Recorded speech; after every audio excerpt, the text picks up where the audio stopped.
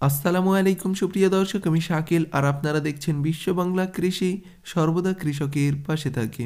সুপ্রিয় দর্শক, আজকের এই ভিডিওতে দেখাবো কমলা লেবুর বীজ থেকে চারা তৈরির পদ্ধতি, আপডেট সহ এবং বিস্তারিত।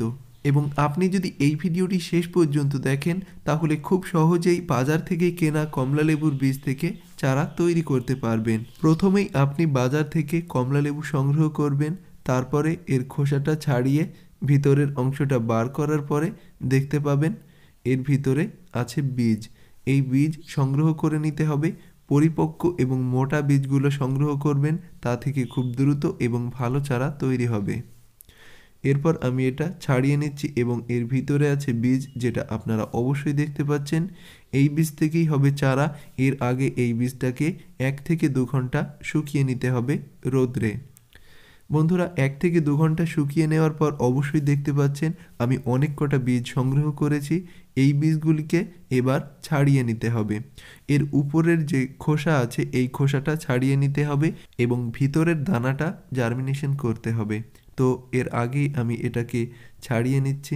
বীজের খোসা ছাড়ানোর সময় অবশ্যই লক্ষ্য রাখতে হবে এই বীজের উপরের যে সূচালো অংশ আছে সেটা যেন ভেঙে না যায়, এটা অবশ্যই লক্ষ্য রাখতে হবে।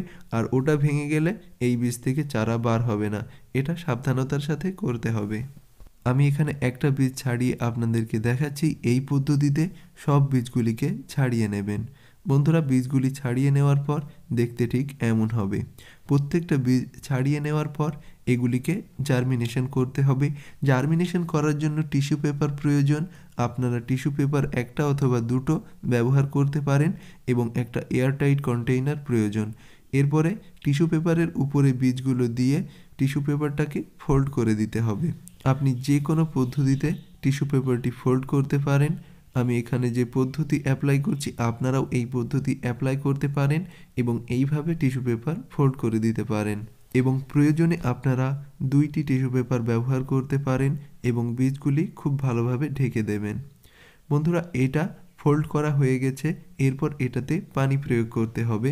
আপনারা সাধারণ পানি নেবেন, তারপরে টিস্যু পেপারটি ঠিক এই পদ্ধতিতে ভিজিয়ে তারপরে হালকায় চেপে পানিটা বার করে দেবেন, যেন এটাতে খুব বেশি পানি না থাকে এটা লক্ষ্য রাখতে হবে এবং যেন খুব কম পানি না থাকে এটাও লক্ষ্য রাখতে হবে। এরপর এয়ারটাইট কন্টেইনারে করে ছায়া জায়গা 10 দিনের জন্য রেখে দেবেন এবং 10 দিন পর ফিরে আসলাম। বীজগুলো ইতিমধ্যে জার্মিনেশন হয়ে গেছে এবং এখানে আমি ধানের তুষ এবং জৈব সার দিয়ে মাটি তৈরি করেছি।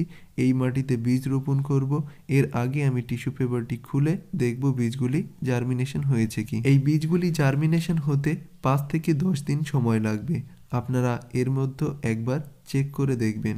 এবং এখানে গাছ হয়ে গেছে, এটা 10 দিন পরে খোলা হয়েছে এজন্য। এই বীজ রোপণ করলেও এটা থেকে গাছ তৈরি হবে, যেটা আপনারা আপডেট সহ দেখতে পাবেন। সুপ্রিয় দর্শক, 5 দিন পর বীজগুলি যদি এই ধরনের অঙ্কুরিত বার হয় তাহলেও আপনারা রোপণ করতে পারেন।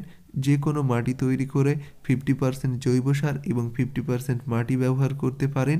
এই বীজগুলি জার্মিনেশন করার জন্য আপনি কোকোপিটও ব্যবহার করতে পারেন এবং সামান্য গর্ত করে বীজগুলি তার ভিতরে দিয়ে মাটি চাপা দিয়ে দিতে হবে। এটাই হলো বীজ রোপণের পদ্ধতি। এবার আমি একে একে সব বীজগুলিকে রোপণ করে দেব। এবং বন্ধুরা, এই সম্পর্কে যদি কোনো প্রশ্ন থাকে অবশ্যই কমেন্টে জানাবেন, আমি দ্রুত আপনার কমেন্টের রিপ্লাই দেব।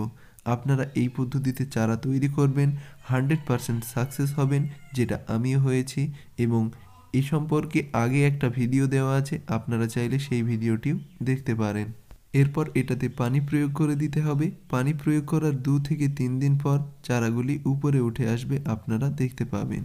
সুপ্রিয় দর্শক, এই হলো এর বর্তমান আপডেট, আপনারা অবশ্যই দেখতে পাচ্ছেন এবং পরবর্তী আপডেটে আপনারা বিস্তারিত দেখতে পাবেন। সুপ্রিয় দর্শক, ভিডিওটি ভালো লাগলে অবশ্যই লাইক করবেন এবং এই চ্যানেলটি সাবস্ক্রাইব করতে ভুলবেন না। ধৈর্য ধরে ভিডিওটি শেষ পর্যন্ত দেখার জন্য আপনাকে অসংখ্য ধন্যবাদ। থ্যাঙ্কস ফর ওয়াচিং বিশ্ব বাংলা কৃষি।